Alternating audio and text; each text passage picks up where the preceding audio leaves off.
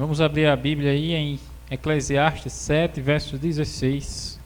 Esse verso aí que já está na tela, para vocês saberem onde ele está escrito aí na sua Bíblia. Eclesiastes fica depois de Provérbios, Salmos, Provérbios, aí tem Eclesiastes. Não sejas demasiadamente justo e nem exageradamente sábio, porque destruirias a ti mesmo. Eclesiastes 7,16. Você ser exageradamente justo é o quê? É o que a gente costuma chamar de pessoas fanáticas. A pessoa querer ser justa demais é errado. Interessante, né? Uma vez uma pessoa disse assim, que a diferença entre o remédio e o veneno é o quê? A dose. Não é? Aí você querer seguir as coisas ao pé da letra mesmo, de certa forma é bom, mas precisa ter equilíbrio muitas vezes. Que se você for exagerado demais, até na sabedoria, o que é que pode acontecer? Destruir a si mesmo. A mente humana, ela tem uma capacidade impressionante de se adaptar a situações. Às vezes você percebe assim, olha, no lugar lá tinha uma mulher chorando, né? Não, tinha um marido chorando porque levaram a mulher dele, né? E ele chorava e chorava, levaram minha mulher. Aí depois chegou o vizinho dele e disse, mas rapaz, quem foi esse cabra que eu queria que ele levasse a minha também? Levou a sua e deixou a minha. Quer dizer, enquanto um estava chorando porque levaram a mulher dele, o outro estava chateado porque não levaram a dele, né? A mente humana é desse jeito, ou seja, às vezes você fica chorando por uma situação, mas existem pessoas que sorririam se estivesse passando pela mesma situação, né? Quer dizer, na sua mente ali, no seu pensamento, tá chovendo, né? Tá chovendo ali, ó, tá chovendo. Aí você pode abrir os braços, olhar para Deus, para o céu e agradecer a Deus. Obrigado, Senhor, está chovendo. Ou ao mesmo tempo você pode se trancar em casa e dizer, que droga, está chovendo.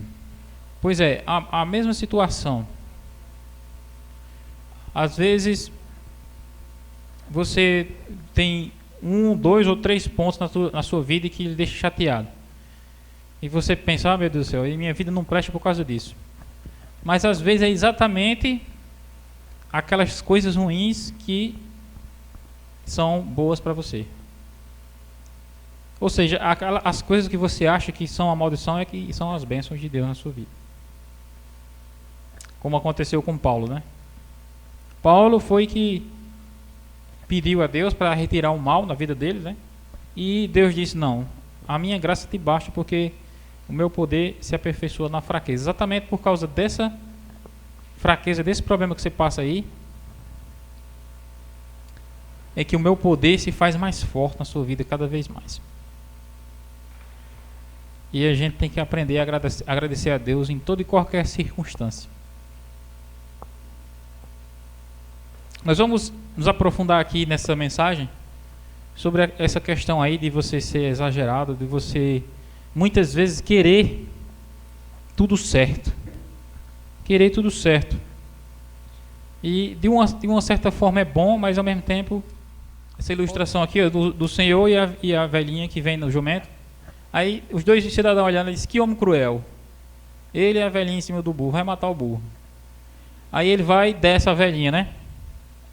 Aí eles olham e dizem, e homem egoísta. Deixou a esposa a pé e foi em cima do burro. Aí ele desceu e subiu a velhinha. Aí o cara disse, que cara estúpido. Vai a pé enquanto a mulher fica em cima do burro. Aí desceu os dois. Aí eles disseram, que um povo ignorante, andando a pé tendo burro para montar. De todo lado que você se mostrar ali, vai ter pessoas criticando, né? Vai ter pessoas... Na igreja também é desse jeito, sabia? Teve uma irmãzinha da igreja que ela batizou-se na igreja e ela não estava aguentando, né? Porque ela ela batizou, aí disseram assim: você vai ser a diretora da escola sabatina. Ela disse: o que é isso? Disse: não, é para você conseguir todo sábado 2 ou 3 pessoas para fazer a abertura da escola sabatina e pedir uma pessoa para passar o informativo. Aí disse: é só isso? Isso é. Disse: tá bom. Aí foi o primeiro sábado, ela vai lá atrás do povo para fazer a escola sabatina.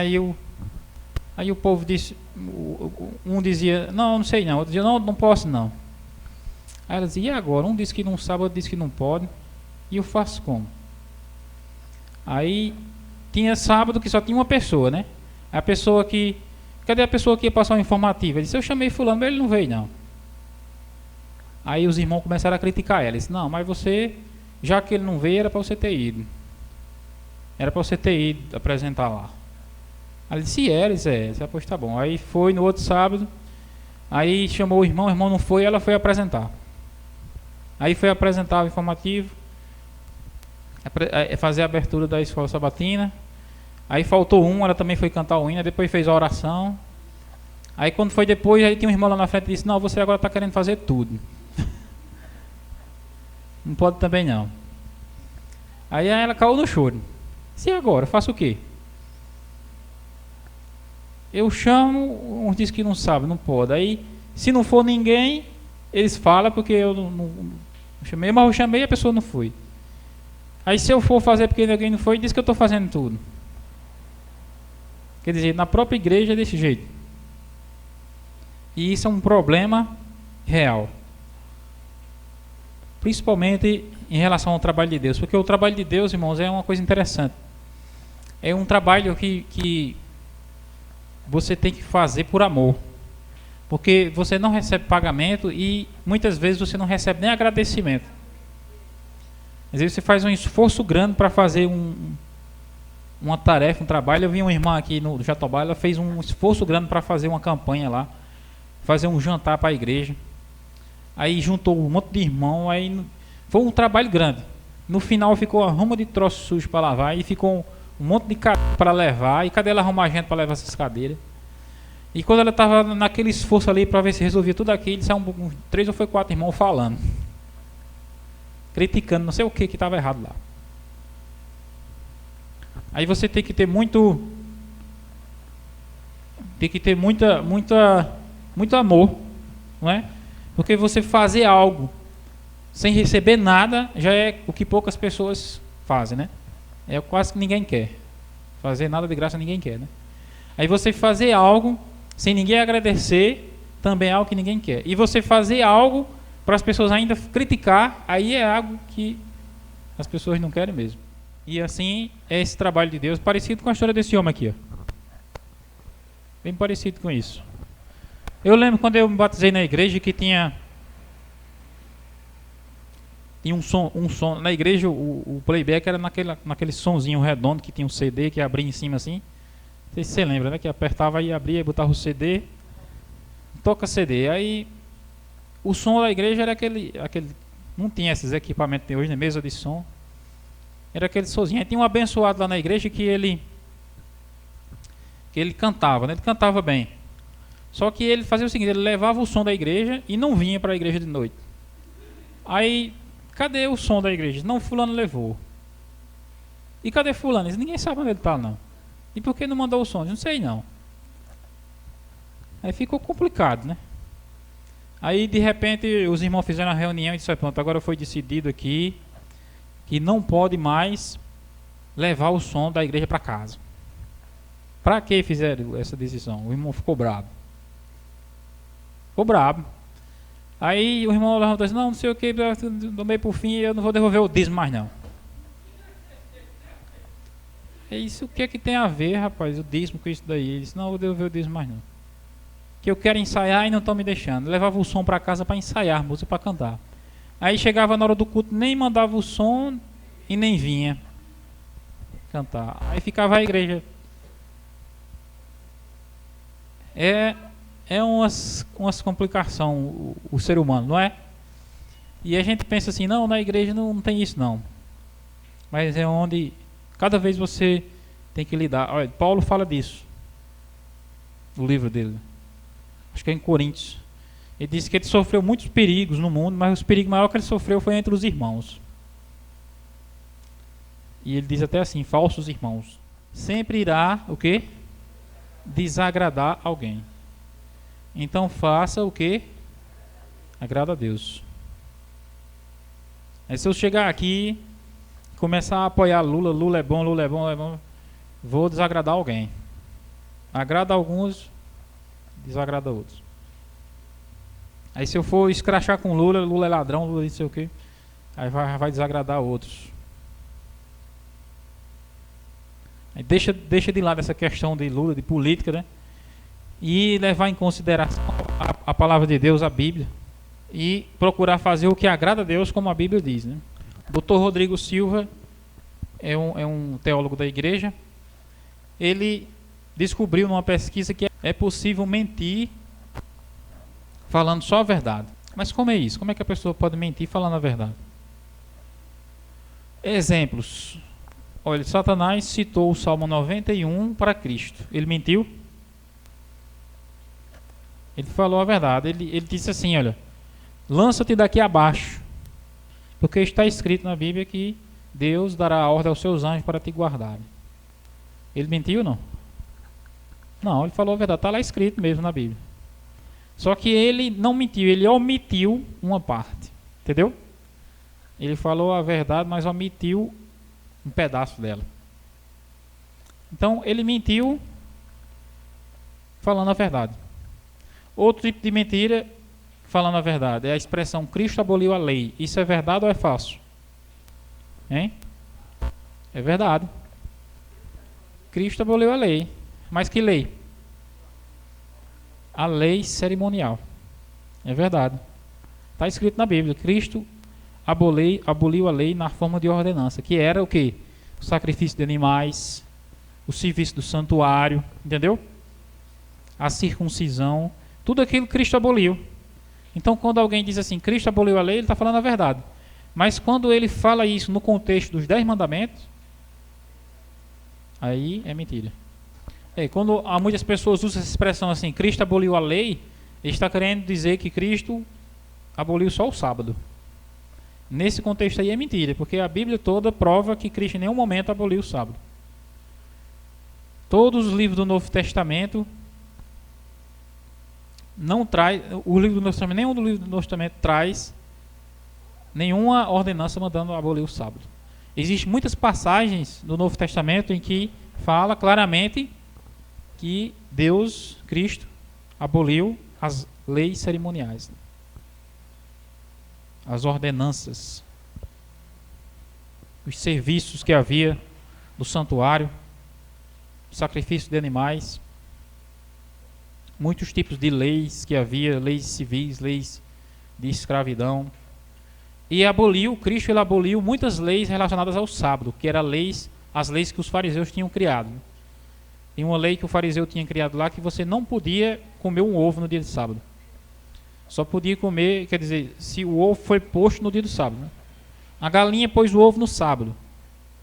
Aí você não podia comer o ovo, porque a galinha transgrediu o sábado. Aí vamos matar a galinha. Se matar a galinha, aí você pode comer o ovo, porque a galinha foi morta porque transgrediu o sábado. Aí agora você pode comer o ovo. Tinha muitas leis nesse sentido, entendeu? Na época, você não podia, eu quero arrancar esse cabelo aqui. Não, eu não sei. Você só podia andar, parece que era 900 metros. Que de sábado. Você não podia arrancar um cabelo. Você estava no espelho ali e arranca um cabelo. Aí ali você estava colhendo, né? Era um tipo de colheita. Quer dizer, e nenhuma dessas leis estava na Bíblia. Foi os judeus que criaram, os fariseus que criaram, sobrecarregaram o sábado com essas leis, e tudo isso Jesus também aboliu. Jesus foi contra isso. Mas a lei que está escrita lá em Êxodo 20, o espírito dela é de santidade, de descanso, de bênção para o homem, essa lei sempre permaneceu, e foi isso que Cristo procurou. Não podia cuspir no chão, porque estava regando a terra. Se você tivesse uma sandália que tivesse prego, você não podia andar na terra, porque estava cultivando a terra, né? Outro exemplo, isso eram diversas leis que haviam sido criadas, essas leis estão até incluídas num livro judeu chamado Talmud, que foram um livro que fizeram com todas as tradições judaicas, né? Outro exemplo de mentira que as pessoas mentem falando a verdade. Vamos guardar o dia do Senhor. Isso aí é mentira ou é verdade? Essa frase é verdadeira ou é mentirosa? Guardemos o dia do Senhor. Quando eu digo assim, todos nós aqui precisamos guardar o dia do Senhor. Isso é verdade ou mentira? É verdade, não é? Mas quando uma pessoa que está pregando sobre o domingo diz assim, devemos guardar o dia do Senhor, o domingo, é verdade ou mentira? Aí é mentira. Porque muitas vezes ele pode até não mencionar o domingo ali, mas o simples fato dele achar que o dia do Senhor é o domingo, ali ele vai estar mentindo.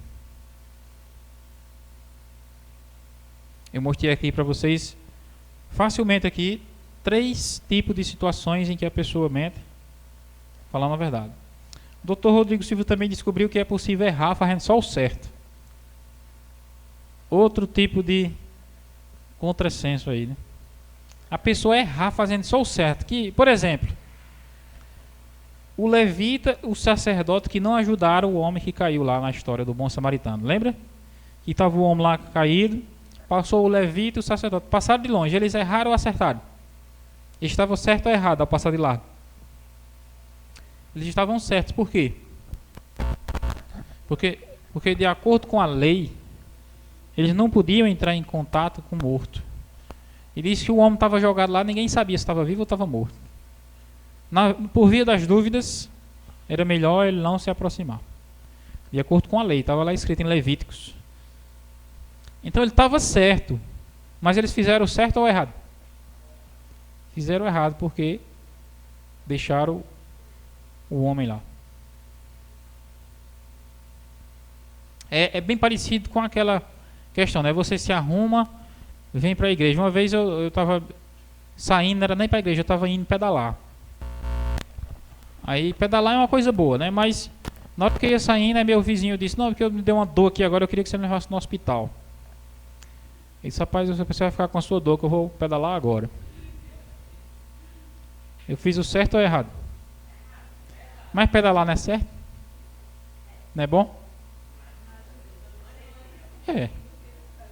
Não ajuda o próximo. Foi, eu disse, rapaz, agora eu não vou poder ir não, que eu vou pedalar, eu vou para São José do Bonfim, é longe. Aí ele conseguiu, mas depois Patrícia se ofereceu para ir deixar ele já tinha conseguido outro carro. Mas foi mais ou menos a história do levita. Ele disse, não, eu não vou ajudar porque eu vou para a igreja agora. Se eu for lhe ajudar, eu vou me sujar aqui, melar minha mão, melar a roupa. Eu não vou poder pregar, não vou poder participar do culto. Quer dizer, uma motivação certa, mas para fazer algo errado. Por exemplo, trabalhar demais. Trabalhar é bom, né? Mas demais. Aí você erra fazendo uma coisa certa. Você faz uma coisa certa, mas exagera demais, acaba sendo errado. É exatamente aquele versículo que a gente leu, né? Não seja exagerado. Comer demais. Comer é uma coisa boa, certa, mas se você comer demais, vai estar prejudicando a si mesmo. E por último, ser exageradamente justo. É, mais uma vez, uma coisa que causa problema. Algumas pessoas, elas gostam de comer banana começando pelas cascas. Algumas pessoas, elas gostam de comer peixe começando pelas espinhas. Já ouviu falar? Nunca ouviu falar não desse tipo de pessoa? Estava com muita fome, começou a comer pelas cascas. Aí quando chegou no miolo da banana, disse, tu passou a fome. São pessoas, mas são estudantes da Bíblia que querem entender quem foi o pai de Adão. Quem foi a mulher de Caim. São pessoas que querem entender. Mas por que Jesus tomou vinho? Ou seja, elas querem entender a Bíblia pelas partes mais difíceis. É a mesma coisa de você querer comer a banana começando pelas cascas. A Bíblia ela é assim, a Bíblia ela é um prato cheio.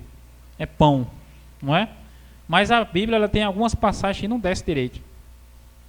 E você não entende elas bem. E você precisa ter cuidado. Como eu até falei aqui quarta-feira passada, né?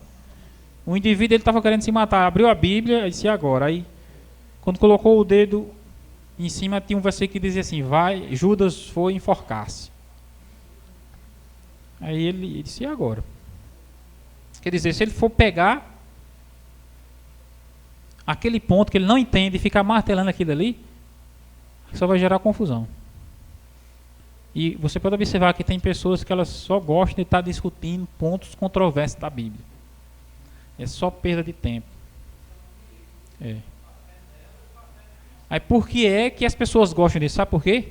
Porque essas pessoas elas querem se eximir da responsabilidade de servir a Deus.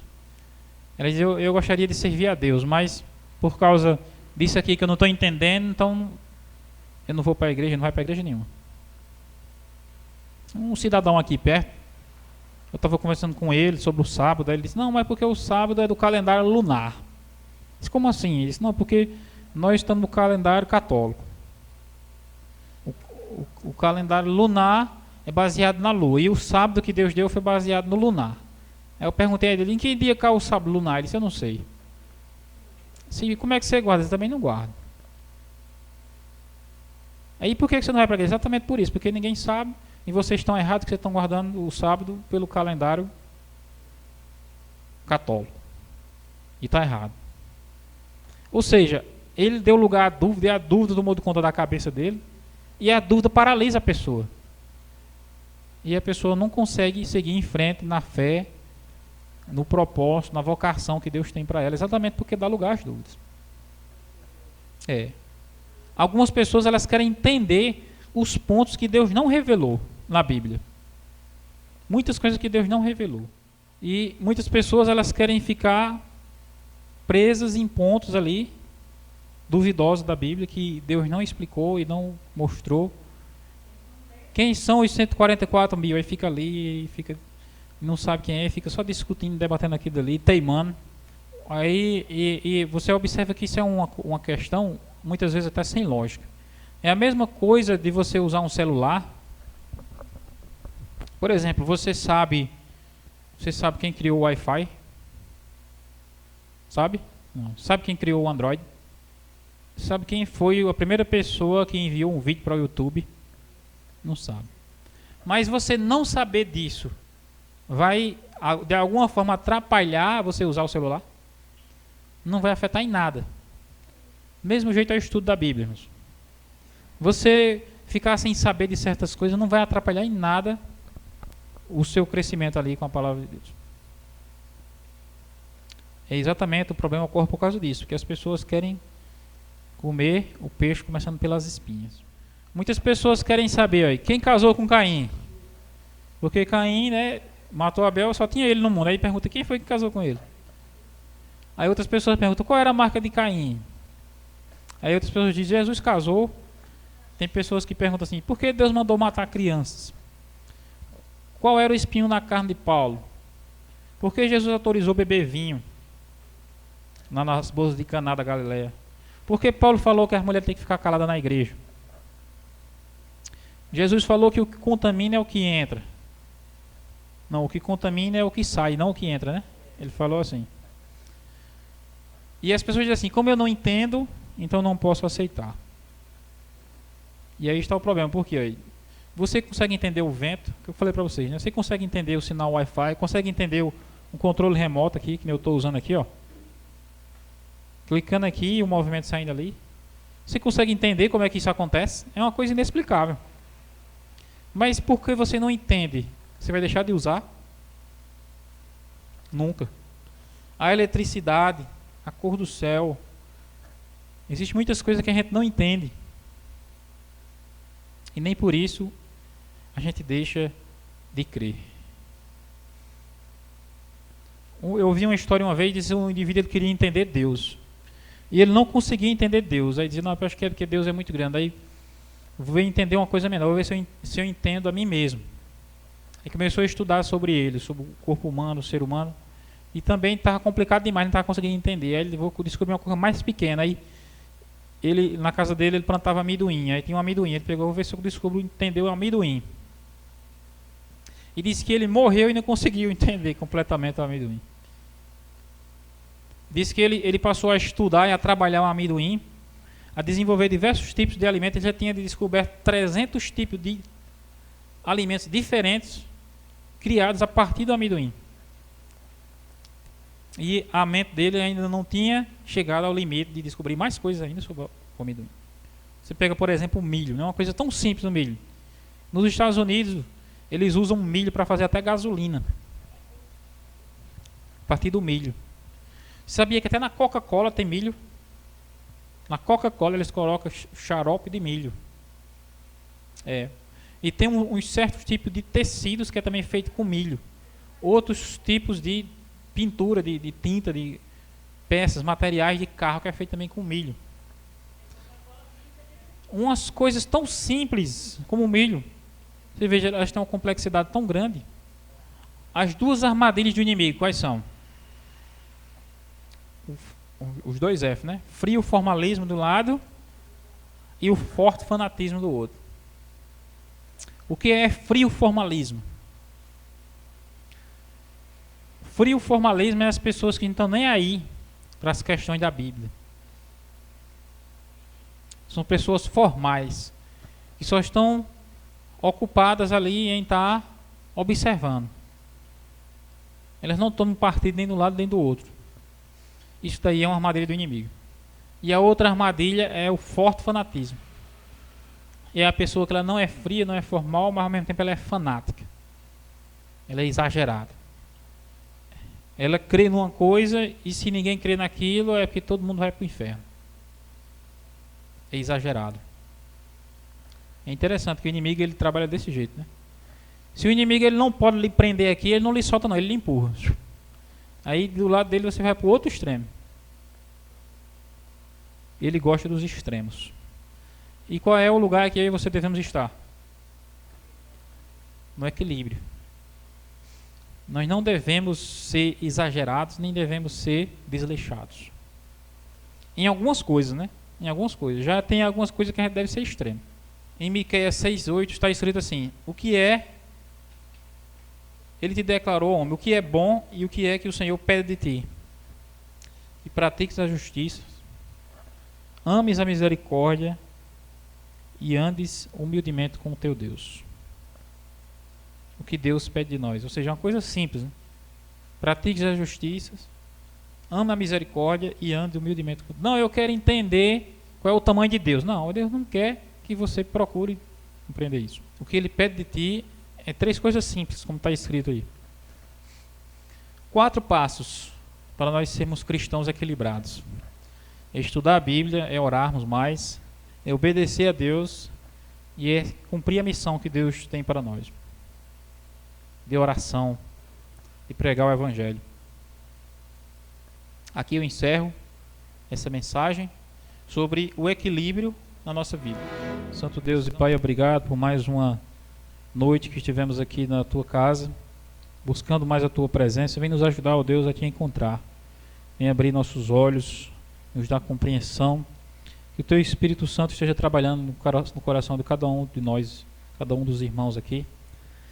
Que o Senhor esteja nos revelando, Deus, os Teus planos, os Teus desígnios para nós, nos dando força para segui-los, sabedoria para discernir o caminho e que a Tua luz venha iluminar esse nosso caminho.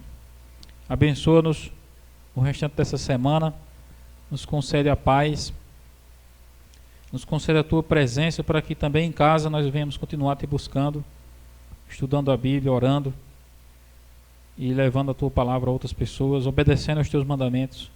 É o caminho da paz. É o que pedimos a Ti e já agradecemos no nome de Jesus. Amém.